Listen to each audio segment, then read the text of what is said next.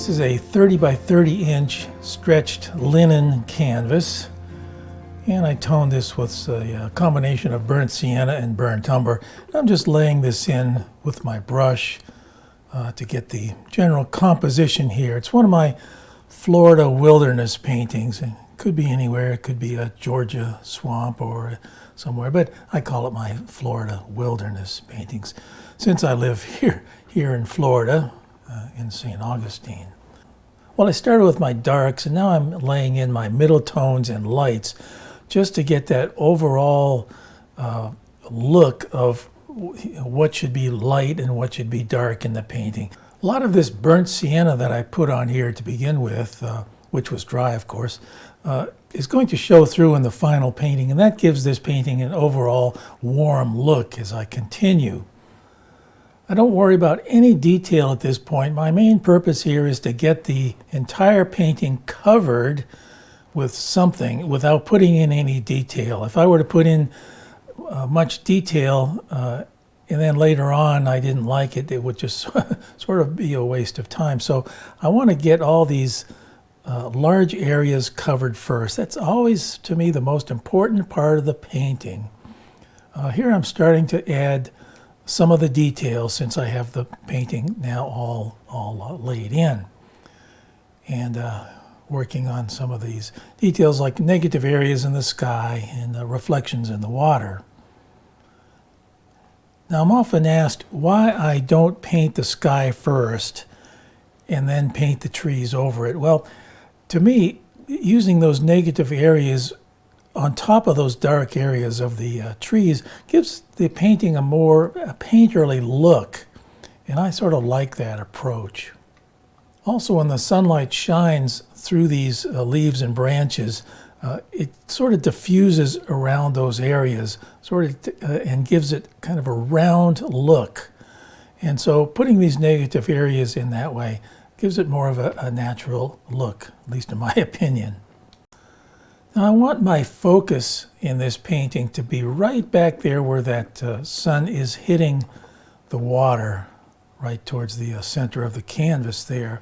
Now, I know dividing a canvas in half is never a good idea, and I do have the horizon line pretty much in the center of this canvas. However, in this case, it really seems to work, and I'm not too worried about that.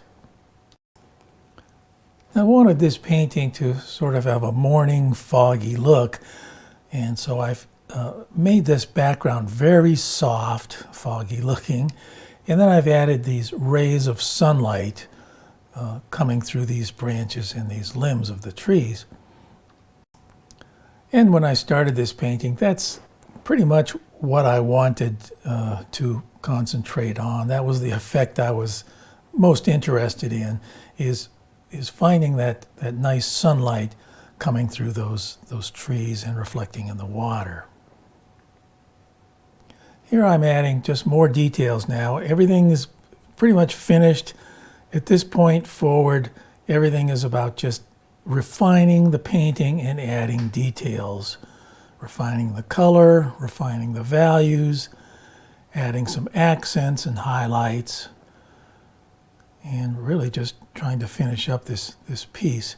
I could really stop at any point in this painting now because everything is covered. So a painting like this can kind of go as far as I want, or can stop at any time. For me, there's always a danger of going too far in a painting. I know my abilities at this point, and if I try and push my abilities on every painting, but if I push it too far, the painting will get worse rather than better. So it's really a balancing act as to know when to stop, and I think that only comes with experience. You can see I step back from the painting all the time just to give myself a moment to reflect on the painting, give it a quick look, and determine what I need to do next. And sometimes when I'm painting here in the studio, I wear a hat just so I don't get the glare from the fluorescent light overhead.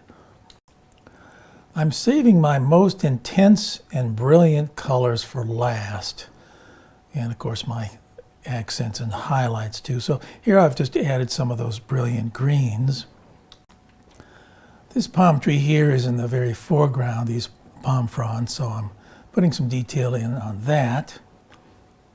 All these paintings are available on my website, and I have them listed in different categories like Florida wilderness, miniatures, nautical paintings, and so on. So take a look at my website at bansomer.com. There's the link right down there.